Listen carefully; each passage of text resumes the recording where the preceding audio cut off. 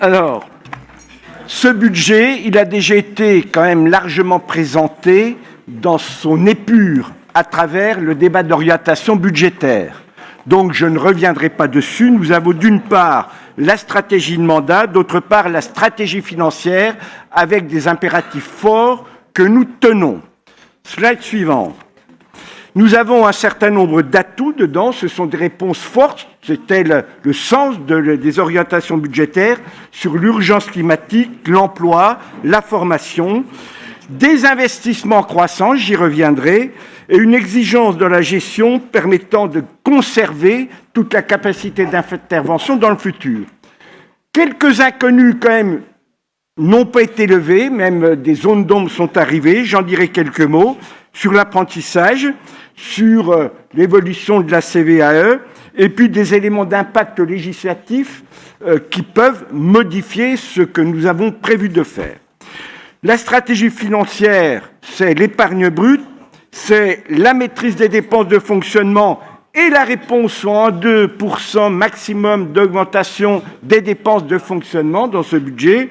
Et puis, c'est aussi d'inscrire un budget au plus proche des réalisations. Sur la stratégie financière, nous l'avons dit, l'investissement, c'est la clé de voûte de nos budgets pendant cette mandature. Nous étions à 360 millions et nous allons passer à 400 millions cette année. Et l'année prochaine, c'est 527 millions avec au moins 90% de réalisation. Vous verrez que cette année, nous serons au-dessus des 90% de réalisation.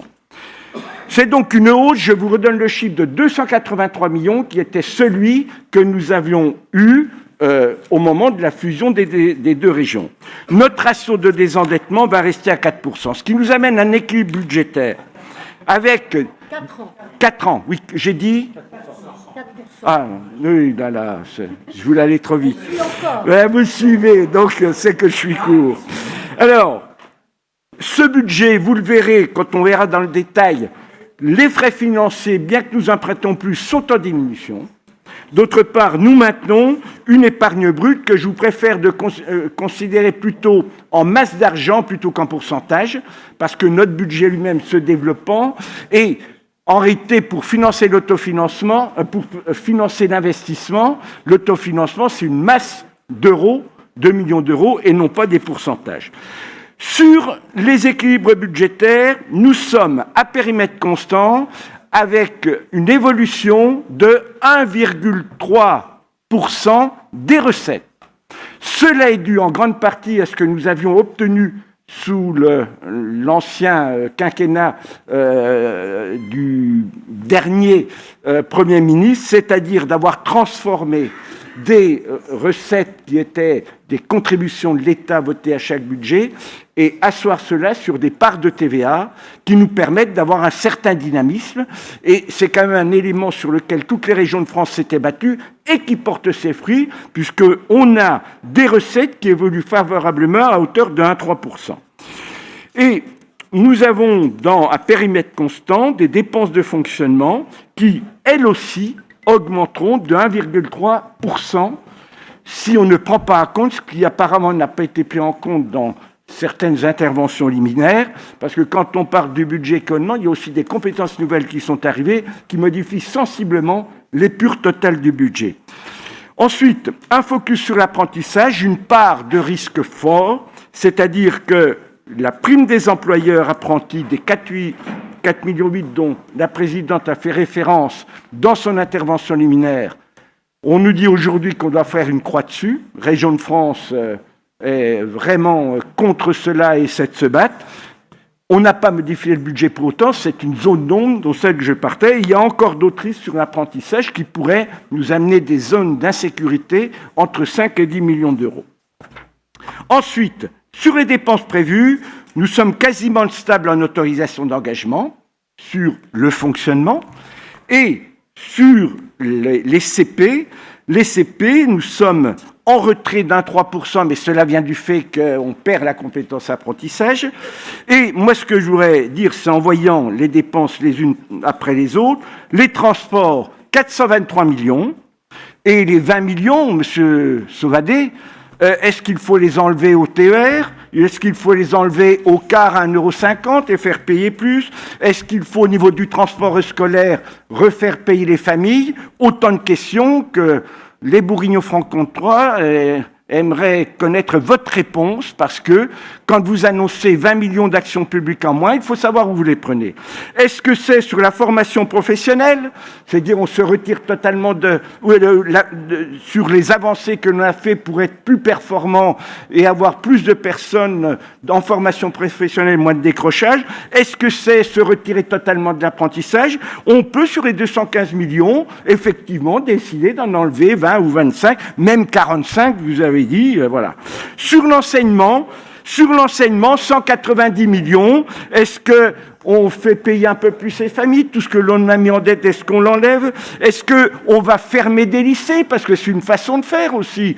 Si on ferme les établissements, eh bien effectivement, on peut regagner quelques millions d'euros. Est-ce que c'est, autrement, sur l'action économique que vous appelez de vos voeux, 56 millions, on peut peut-être aussi emmener 20 millions d'euros, mais là on n'est plus dans la cohérence que vous souhaitez. Quant culture, sport, loisirs, c'est on supprime totalement, alors que l'on sait qu'en niveau infrarégional, un certain nombre de collectivités retirent un peu leur subside au mouvement associatif, quelle que soit sa nature. Voilà donc l'épure du budget en masse. On verra dossier par dossier, il y aura 19 interventions pour le préciser.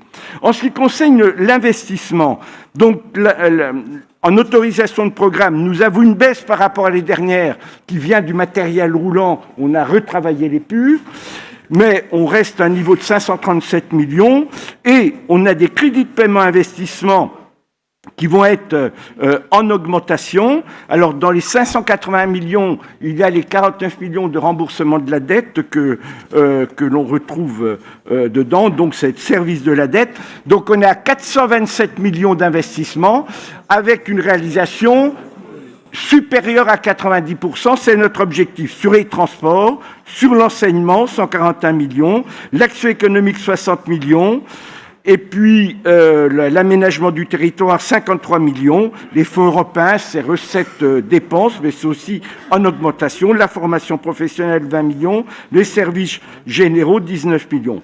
Voilà donc un budget en investissement qui augmente de 7,4% et qui va nous permettre de passer à un chiffre minimum qui va être aux alentours de 470-475 millions en CA par rapport aux 283 que l'on avait en début de mandat. Donc nous sommes dans notre trajectoire, et ceci sans toucher à nos équilibres financiers, que ce soit sur l'épargne brute, où on a l'incidence du prix qui nous minore en pourcentage, mais en masse, on reste une épargne brute qui, vous le verrez au compte administratif en 2019, va être supérieure à 230 millions, et je pense qu'on la maintiendra aussi sur le compte administratif 2020 avec le budget que l'on vous propose. Nous faisons ça avec une stratégie financière très performante, où nous essayons d'avoir un équilibre entre les taux fixes et les taux variables. Une démarche de notation financière nous permet d'avoir des billets de trésorerie avec des prêts que l'on a à taux nul, voire négatif. Et puis, un des avantages de la grande région, c'est de pouvoir aller sur des emprunts conséquents au niveau de la BU, notamment un emprunt à 25 ans pour le matériel roulant de 123 millions d'euros, qui sera à taux zéro sur les premières années d'existence et que l'on pourra transférer en taux fixe s'il y a des retournements de situation. C'est toute la gestion active de la dette que l'on fait, et je remercie les services pour la pertinence de leur choix, de leurs propositions sur ce sujet. Enfin, dernier slide, et j'ai retenu largement dans les délais, Madame la Présidente, les ratios de désendettement prévisionnel. 2019, on va être au-dessus de 400 millions. 2020, on va être au-dessus de 800 millions, 833 millions. Mais notre capacité de désendettement restera très prudentielle. C'était l'engagement de la stratégie de mandat, en dessous de 6%, puisque nous serons en 2020... 6 ans. Ah, mais vous me contaminez avec vos pourcentages. Hein. Donc, 6 ans, mais vous suivez toujours, alors que c'était le dernier slide. Donc, nous serons à 4 années en 2020.